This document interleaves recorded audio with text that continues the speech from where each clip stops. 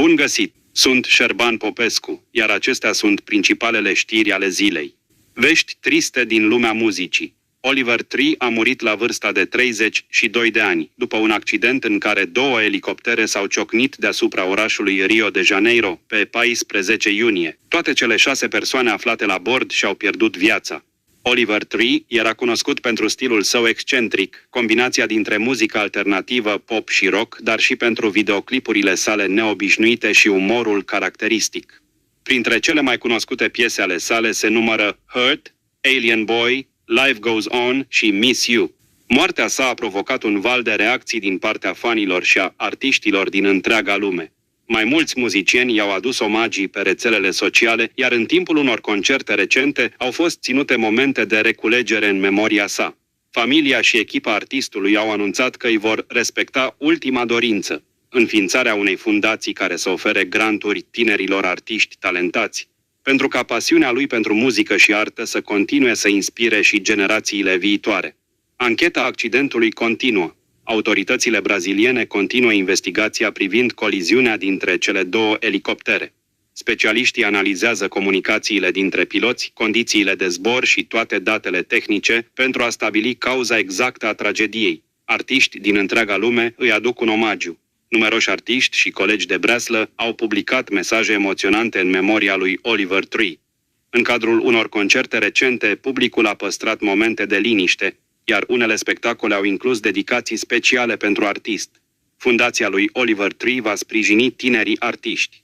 Conform echipei sale, noua fundație va finanța proiecte artistice și va oferi sprijin creatorilor aflați la început de drum, îndeplinind astfel una dintre ultimele dorințe ale muzicianului. Zbor cu mari emoții pentru pasagerii unei curse Wizz Air, care au plecat luni dimineața din Sibiu cu destinația Madrid. Aeronava a fost nevoită să își întrerupă brusc traseul și să efectueze o aterizare neprogramată pe aeroportul internațional Avram Iancu din Cluj-Napoca, în urma unui incident neprevăzut la scurt timp de la decolare.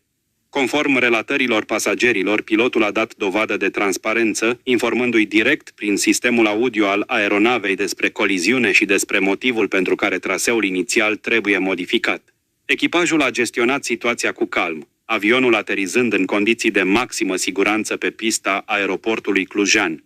Din fericire, controlul tehnic de specialitate a stabilit că impactul nu a produs daune, iar aeronava a putut reveni în serviciu fără restricții. Zborul a fost reluat cu succes, avionul decolând de la Cluj la ora 8:36. Ulterior, pasagerii au ajuns cu bine pe aeroportul din capitala Spaniei, incidentul soldându-se doar cu o întârziere și o poveste de neuitat. Poziția oficială a companiei Wizz Air cu privire la acest incident. Hans Claesen are detalii. Potrivit primelor informații, aeronava care opera zborul WV43825 decolase de pe aeroportul internațional Sibiu conform programului. La doar câteva minute de la desprinderea de la sol, avionul a fost implicat într-un eveniment aviatic de tip bird strike, coliziunea cu o pasăre.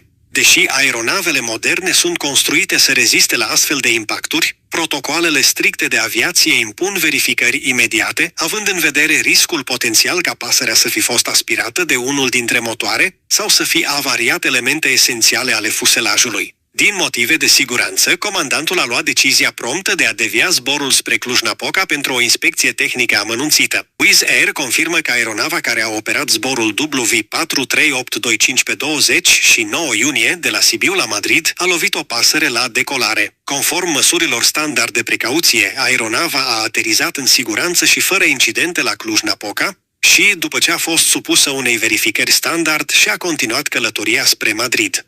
Coliziunile cu păsări sunt un fenomen cunoscut în aviație și sunt gestionate în conformitate cu proceduri operaționale și de siguranță stricte. Echipajul Wizz Air este instruit să reacționeze eficient la astfel de situații, iar siguranța pasagerilor, a echipajului și a aeronavei rămâne prioritatea absolută a companiei aeriene. Devierea zborului către Cluj-Napoca s-a desfășurat conform procedurii standard aplicabile în astfel de situații, prin urmare aterizarea nu a fost considerată o aterizare de urgență. Wizz Air își cere scuze pentru eventualele neplăceri cauzate de această situație, spun reprezentanții companiei aeriene. Mai multe țări europene se confruntă cu temperaturi extreme. În unele regiuni s-au înregistrat recorduri istorice, iar autoritățile au emis alerte de caniculă. În același timp, nivelul apelor unor râuri importante a scăzut, crescând riscul de secetă și afectând agricultura. Campionatul mondial continuă cu meciuri spectaculoase. Mai multe echipe și-au asigurat calificarea în faza eliminatorie, iar surpriza turneului este reprezentativa din Capul Verde, care a reușit o calificare istorică. În zilele următoare sunt programate dueluri importante între favoritele competiției. Ultimele pregătiri sunt în desfășurare înaintea începerii turneului de tenis de la Wimbledon. Cei mai buni jucători ai lumii au început antrenamentele pe iarbă și sunt gata pentru unul dintre cele mai prestigioase turnee ale sezonului. Iar acum, istoria fotbalului cu Epuran Roberto.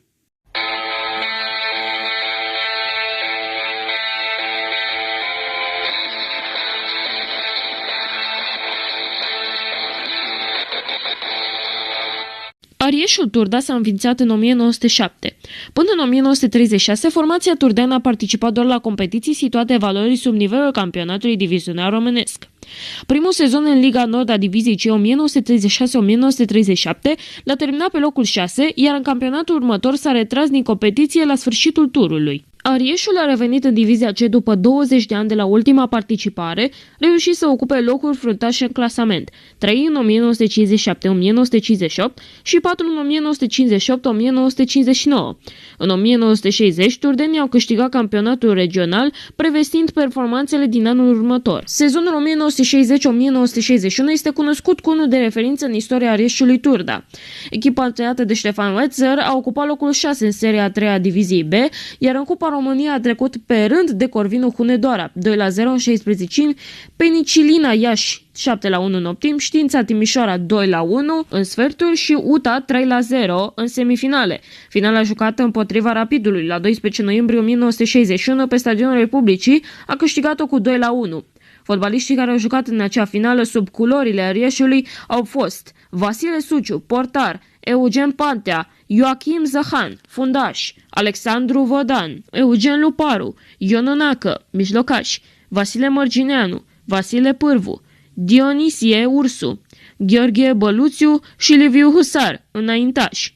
Golurile acestui meci memorabil au fost marcate de Nicolae Văcaru în minutul 24 pentru Rapid București și de Gheorghe Băluțiu în minutul 50 din penalti, respectiv în minutul 51 pentru Arieșul Turda. Arbitru Nicolae Mihailescu din București. Arieșul Turda și-a continuat drumul în divizia B până în 1964, când a început o serie de retrogradări și promovări succesive încheiate în 1968, odată cu câștigarea campionatului județean. Din 1968 până în 1973 a jucat în divizia C, după care au urmat 4 sezoane în divizia B și altele 7 în divizia C. Singura performanță notabilă în această perioadă de timp a fost accedarea în semifinalele Cupei României în sezonul 1980-1981. În 1985 a promovat în divizia B, rezistând doar un sezon și revenind apoi în divizia C.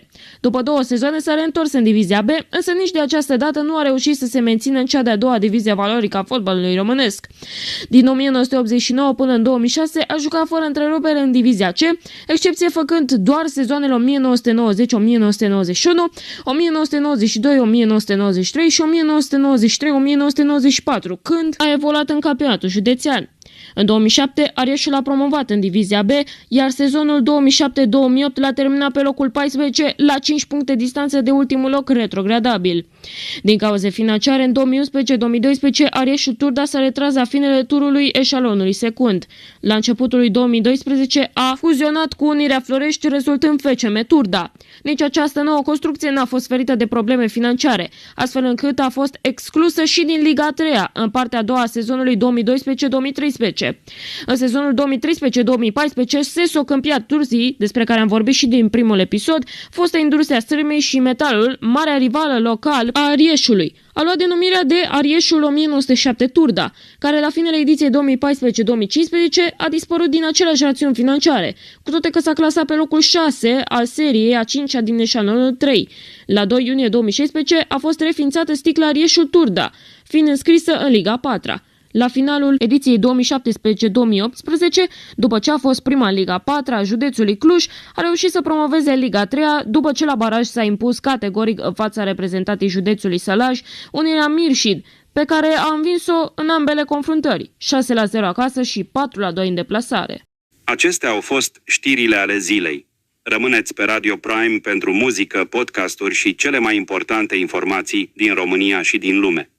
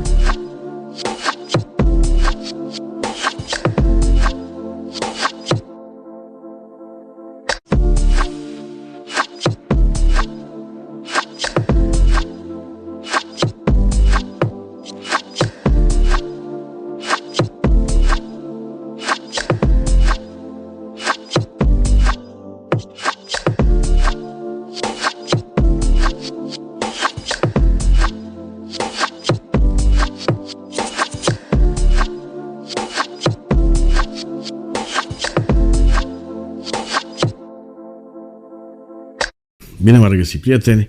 Se întâmplă lucruri. Uitați-vă un pic la tot ce se întâmplă în Occident. De exemplu, un candidat cu șanse la prezidențialele din Franța, Jean-Luc Mélenchon, spune în felul următor: Franța se iasă din NATO. Să păstreze așa câteva parteneriate cu țările din Uniunea Europeană și din NATO, dar se iasă din NATO. China trebuie să fie o poartă deschisă în ambele sensuri, și către Franța și către China. Trebuie să întărim relațiile cu China. Cu rușii trebuie să ne înțelegem foarte bine, pentru că până la urmă nu-i treaba noastră ce se întâmplă în Ucraina. Vorbim despre Mélenchon. În Germania, AfD-ul este pe cai foarte mari. Niciodată Merz, cancelarul Germaniei, n-a fost atât de jos în sondaje. Lumea s-a săturat de toate normele, supernormele, hipernormele pe care Germania le pune în fața oamenilor, în fața propriilor cetățeni. Ne uităm apoi în Marea Britanie. În Marea Britanie, unde Starmer a plecat, deja se pregătesc tot felul de, hai să zicem, mișcări de stânga, destul de violente, destul de radicale. Ne uităm și în Statele Unite, unde au ieșit pe stradă după atâtea decenii comuniștii. Atenție, aceiași comuniști, cumva periferia democraților, da? Aceiași comuniști care în 40 spuneau: ce treabă avem noi cu Europa, ce treabă avem noi cu Hitler? Lăsați-l în pace pe Hitler, că nu ne-a atacat pe noi. Discursul ăsta îl regăsiți în Europa astăzi. Singura care mai ține steagul sus este Meloni. Pe de o parte. Pe de altă parte, există birocrația aristocrația birocratică, mai bine, de la Bruxelles, care încearcă să salveze ceea ce mai poate fi salvat din tot felul de ambiții ecostângiste. Se întâmplă lucruri. Unde e România? Urmează Ankara, summitul de la Ankara. Îmi dau seama că România încet, încet se îndreaptă către o mai consistentă relație de parteneriat strategic cu Statele Unite. Pentru că, dacă ne uităm la flancul estic, hai să zicem și din Finlanda până în Bulgaria, o să vedem că sunt mai multe garanții verbale decât garanții de securitate, hai să zicem, factuale. Deocamdată, ce am primit noi, românii, am primit avioane americane și tot ce înseamnă ansamblul ăsta de securitate antidron, antirachetă și ce or mai fi, inteligențul satelitar. Eu cred că ne mișcăm în direcția atlantică mai mult decât în direcția euroatlantică. Asta nu este rău. Sigur, aici intervin și, hai să zicem, emoțiile. Noi suntem europeni, Europa ne-a ajutat până acum cu peste 100 de miliarde de euro. În mod evident, ele sunt valide și sunt validate de realitate și n-ai cum să renunți la Uniunea Europeană. Ar fi letal. Ar fi mortal pentru România. Însă, în probleme de securitate, se vede foarte clar că mergem spre Atlantic. De ce se întâmplă asta? Există deja două Europe. Una a flancului estic, mult mai dinamică, inclusiv în economie, și o să explic imediat, și există un vest care obosește foarte repede. O Europa occidentală, vestică, da? Una care obosește foarte repede. Aici este vorba de reziliență și de rezistență. În ce măsură îți revii după un șoc? Europa estică, da? Flancul estic, se pare că are o mai mare putere de reziliență decât vestul. La fel, rezistența. Noi ne bucuram, hai să dau un exemplu casnic, concret, ne bucuram când prindeam câte un pachet de margarină de aia ungurească, Rama, și mâncam pe pâine. Occidentalul nu e învățat cu margarina. A uitat de margarină. El este direct în unt. Germania untului o numea Constantin Noica. Așa că rezistența în flancul estic este mult mai puternică. În același timp, se vede că cei care ar vrea să negocieze cu Rusia, indiferent de preț, aș putea spune, este Occidentul european. În timp ce în flancul estic sunt atitudini mult mai dure, vin și dintr-o istorie recentă, vin și dintr-o istorie a apropierii de Rusia. Gândiți-vă că avem polonezii, avem finlandezi, avem balticii, dar avem și românii care au suportat în 200 de ani 12 invazii ale rușilor pe teritoriul nostru. Și atunci, practic, ești obligat să ai un parteneriat de securitate mult mai consistent cu Statele Unite decât cu Europa. Acum n-aș vrea să fie tot felul de comentarii că ăsta e pro-american sau pro-Trump sau anti-european. Nu. Pro-euroatlantic. Însă, în chestiunea securității, dacă luăm factual, se vede că flancul estic are nevoie de Statele Unite. În ce măsură Statele Unite vor înțelege că au nevoie de flancul estic, asta rămâne de văzut. Cel puțin România este într-o poziție bună, dar atenție, ca oportunitate, nu ca realitate. Pentru că realitatea asta de criză politică nu convinge pe nimeni. Dimpotrivă, pune red flag-uri, da, stegulețe roșii, peste tot. Acolo, în birourile unde se decide câte ceva pentru România. România, exact cum v-am spus, e singura țară care are 3 flancuri de apărat. Pentru întreaga Europa sau pentru întreaga lume euroatlantică. Est, Orient și Balcani. Dacă noi nu pricepem că în momentele astea trebuie să jucăm Tontoroiu, Călușarii, ce vreți voi, Ciuleandra, pe ouă clocite și pe jar încins, înseamnă că n-am înțeles nimic din geopolitică. L-am văzut și v-am mai spus despre asta pe Nirenberg, nou ambasador al Statelor Unite, care vorbea despre Mihail Cogălnicianu ca fiind în viitor cea mai mare bază militară NATO. Astea nu sunt vorbe spuse așa numai că e o sărbătoare și hai să-i fac pe român să se simtă mai bine. Astea sunt informații care vin, așa, în puține cuvinte, despre un viitor pe care România îl poate accesa. În momentul de față, România face tot posibilul să se facă prafă. Ați văzut ambiția lui Grindeanu, ambiția găștilor de la Craiova și din sud de acolo, de a-l pune pe Grindeanu premier.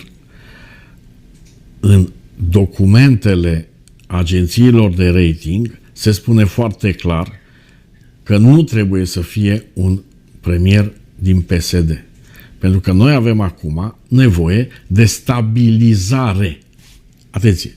Total diferit față de stabilitate. Stabilizare înseamnă să-ți faci temele în așa fel, chiar dacă sunt dureroase, încât deficitul ăla financiar să fie mai mic, în care antreprenoriatul să aibă totuși niște legi care să nu se schimbe de pe o zi pe alta și altele care țin de securitate.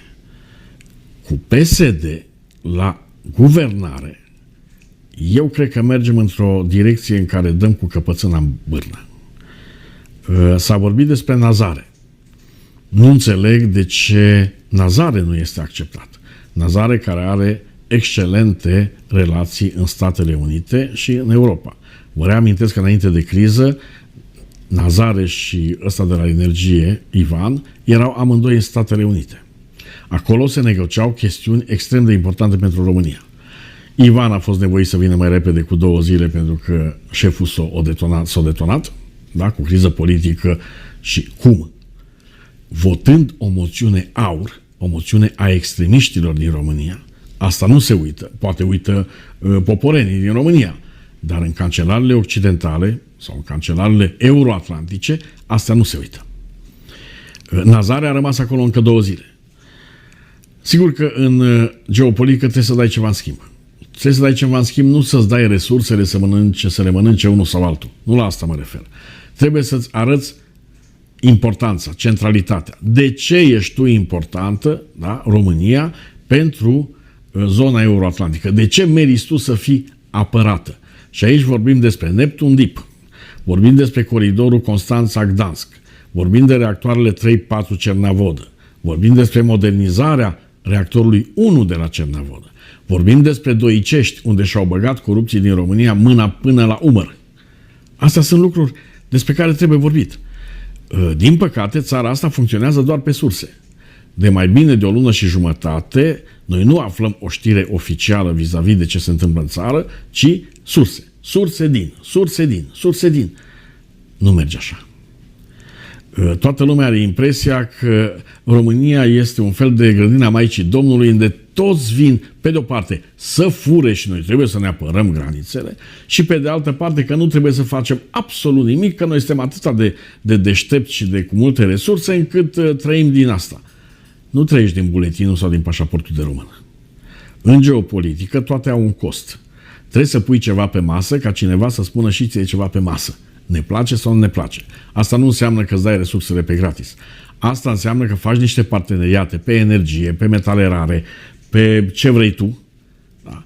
În care trebuie să fie win-win. Dacă nu este win-win și intervine corupția, o să vină și blestemul resurselor. Așa se numește în economie. Da? Și vă dădeam exemplu cu Congo. Da? Acel Congo incredibil de bogat în resurse și totuși cea mai săracă țară din Africa. De ce? Pentru că între resurse și bogăție intervine corupția.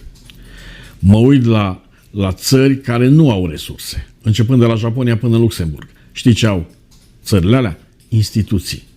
Există cartea aia deșteaptă, de ce unele, asta e ideea, de ce unele țări sunt sărace și de ce altele sunt bogate. Știți de ce? Pentru că numitorul la alea bogate sunt instituțiile.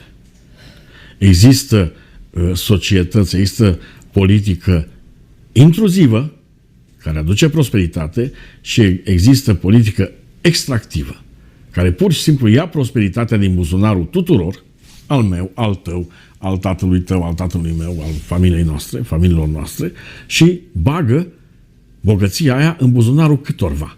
Asta este în acest moment România.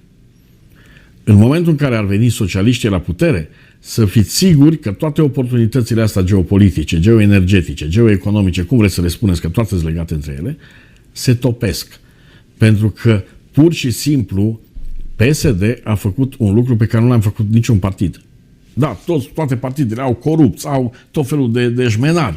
Nimeni însă nu a sistematizat corupția, nimeni însă nu a pus mâna pe banii țării, folosindu-i personal și apoi dându-și legi, cum a făcut nenorocitul ăsta de la Buzău, ca să nu răspundă pentru jaful făcut. Dacă le știm noi, să știți că astea sunt și notele ambasadelor. Ce se va întâmpla acum la Ankara? Vom încerca să reclădim încredere. S-a și spus, mergem la Ankara după ședința CSAT-ului, în ideea să fim considerați, să fim certificați drept parteneri de încredere, țară de încredere. Dacă noi nu mai avem încredere în țara asta și în ce se întâmplă aici, ai impresia că o să aibă încredere străinii? Ca să ce? Că de ce? Cine suntem noi? Scama din buric? Până nu ne băgăm mințile în cap, nu se va întâmpla nimic, băieți. O zi minunată!